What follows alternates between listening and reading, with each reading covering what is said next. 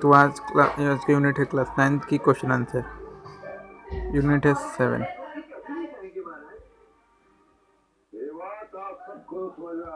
चलिए मैं आ जाता हूँ यहाँ पे, एक बार शुरू करते हैं। बैंक के जमाकर्ता को धन को जमा करने के बदले डैश अदा करता है। तो पहला ऑप्शन है हमारा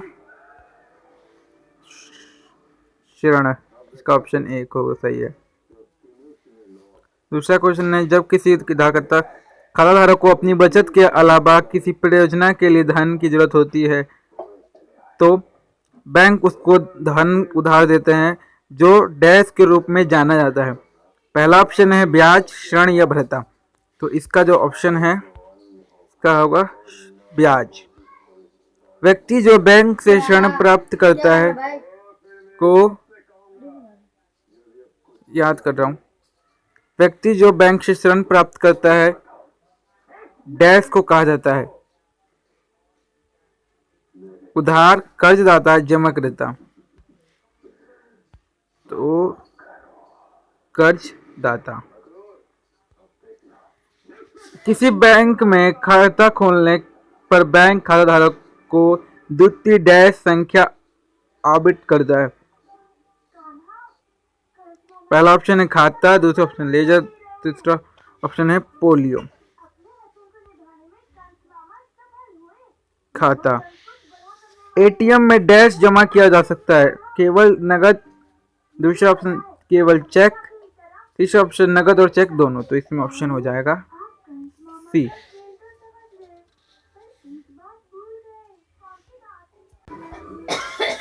बैंक ऋतिकेशन दूसरा क्वेश्चन है।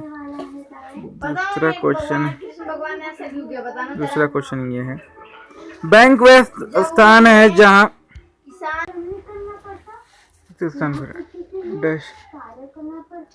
बैंक वह स्थान है जहां कोई व्यक्ति बचत और सुरक्षित रखने के लिए डैश धन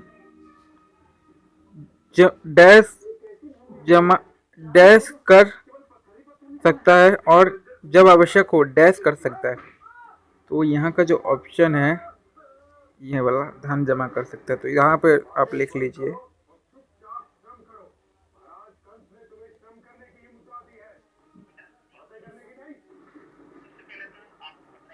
जमा, और दूसरा जो है यहाँ पे आप लिख लीजिए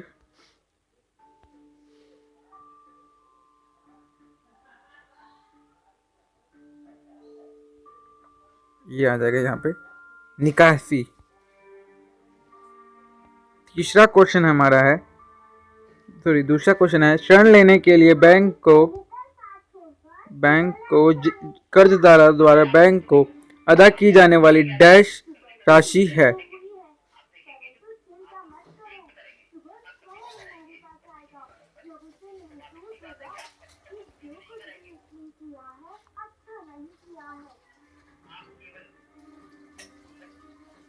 कर्जदार, इस तरह से लिख लिया करो, मैं बता दूं आपको, सॉरी।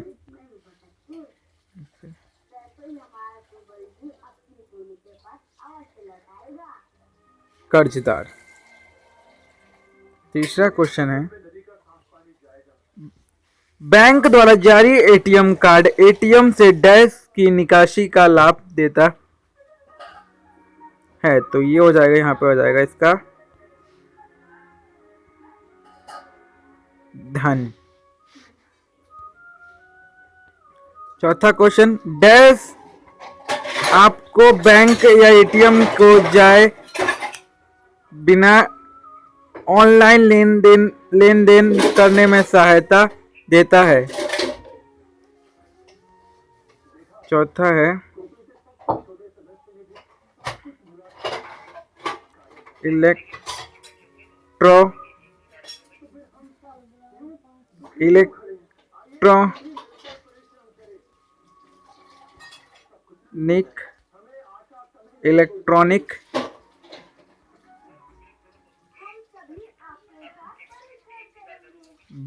Electronic banking.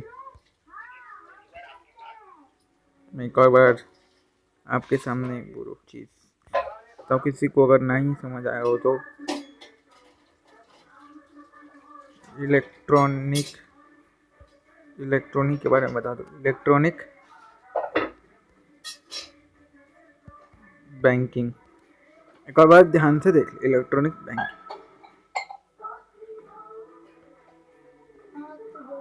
5वां क्वेश्चन है, मियादी जमा और आवर्ती जमा को लोगों के लिए डैश के अवसरों के रूप में,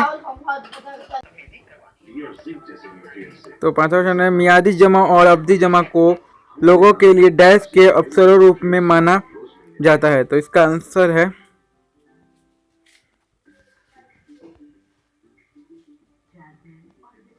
सॉरी, इसका जो आंसर है वो है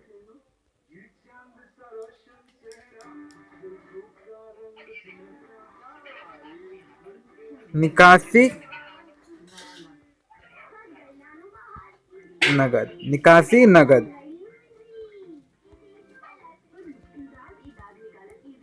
नगद। अब आ जाता है 6ठा क्वेश्चन, जब कोई जमाकर्ता बैंक के पास निर्धारित अवधि के लिए एक मुश्त राशि का निवेश करता है तो ये डैश के रूप में जानी जाती है। तो ये 6ठा आ जाएगा, इसका आंसर हो जाएगा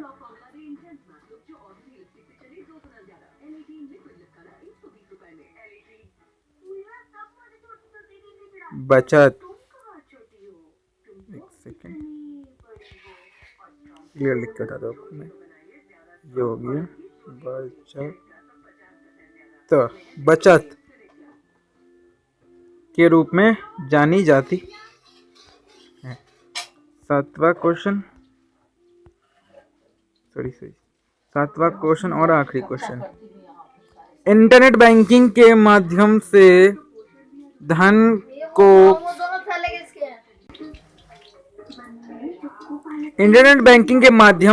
डैश को एक खाते से दूसरे खाते में अंतरित किया जा सकता है। तो इसका आंसर होगा सिंपल सा धन।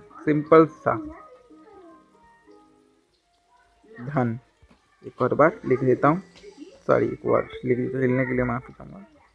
ये हो जाएगा इसका आंसर धन कंप्लीट हो गया। अब आ जाते हैं हम इस क्वेश्चन के तीसरे पे, यहाँ पे निम्नलिखित का मिलान करें। तो इसका जो आंसर मैं आपको बताना चाहूँगा, बताने के लिए मैं यहाँ पे तो नहीं चाहूँगा,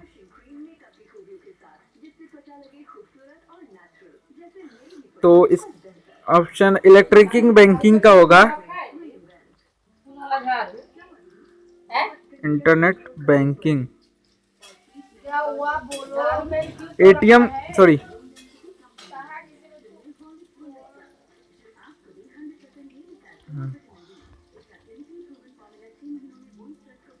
इंटरनेट बैंक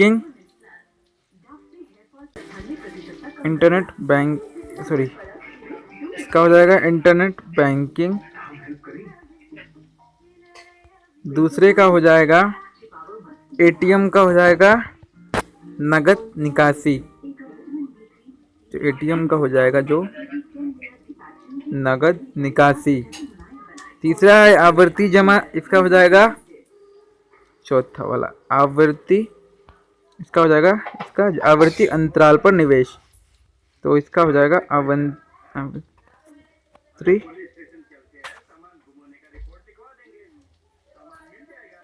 सॉरी तो इसका आंसर हो जाएगा जो आवर्ती अंतराल पर। चेक का हो गया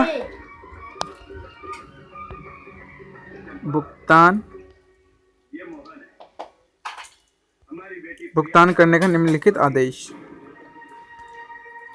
ध्यान सुन ले, भुगतान करने का निम्नलिखित आदेश। जमा पर्ची, तो जमा पर्ची से क्या होता है कि हम कभी भी नगद जमा कर सकते, पैसे जमा कर सकते। ये हो जाएगा क्वेश्चन। अब हम नेक्स्ट क्वेश्चन पे आ जाते हैं।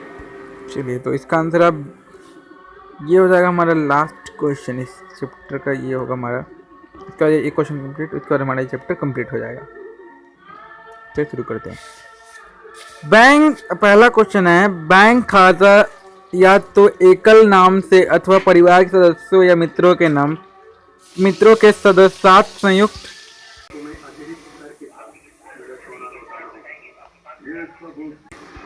संयुक्त नामों से खोला जा सकता है। तो इसका आंसर होगा बिल्कुल सही होगा। इसका आंसर सही टिक कर ले।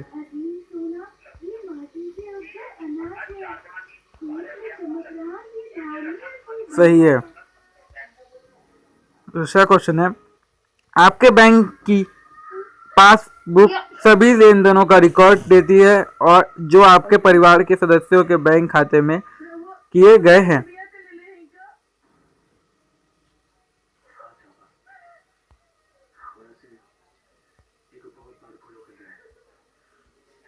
तो इसका आंसर भी हो जाएगा बिल्कुल सही। तीसरा क्वेश्चन है, वेतन पर्ची के जमाकर्ता द्वारा तारीख लिखी जानी चाहिए। हाँ, बिल्कुल सही जवाब, सही। चौथा क्वेश्चन है, चेक को क्रॉस करना अनिवार्य है जब आप किसी दूसरे व्यक्ति के बैंक खाते में धन जमा करना चाहते हैं। तो इसका आंसर भी बिल्कुल सही होगा चौथे का। वहां नहीं लिखा होगा तो आपको मैं यहाँ बता दूं।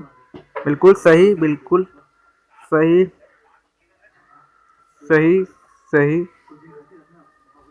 और पांचवा का जो क्वेश्चन है, जमाकर्ता रूप से व्यक्तिगत पहचान करना एटीएम या डेबिट कार्ड का प्रयोग करके एटीएम से निकासी करने के लिए आवश्यक नहीं है।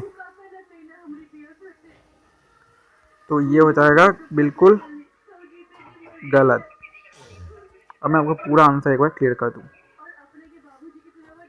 पहला है सही, दूसरा है सही, तीसरा है सही, चौथा है सही और पांचवा गलत है। चलिए, आज का ये चैप्टर कंप्लीट हो गया।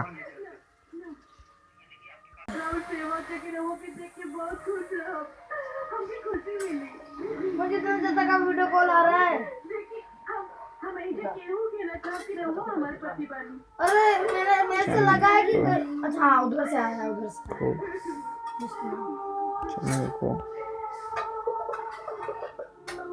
साइलेंट में हो गया था मेरे सब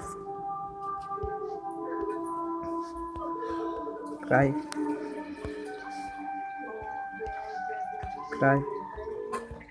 करे। चलते